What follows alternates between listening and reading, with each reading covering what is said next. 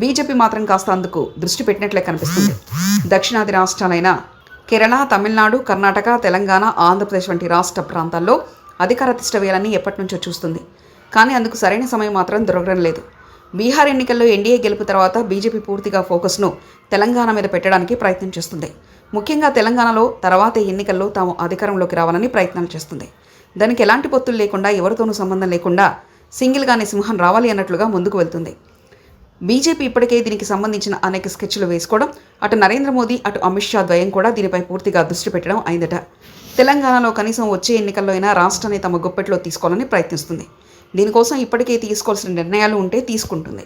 ముఖ్యంగా తెలంగాణలో తర్వాత అధికారంలోకి రావాల్సింది తామే అనేది బీజేపీ సులువైన సిద్ధాంతంగా మారిందట.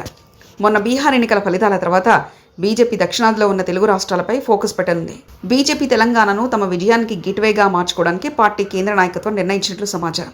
అందుకోసం ఇకపై కేంద్ర మంత్రులు తరచూ తెలంగాణలో పర్యటిస్తూ పార్టీని క్షేత్రస్థాయిలో బలోపేతం చేయాలని ఆదేశాలు జారీ చేశారు.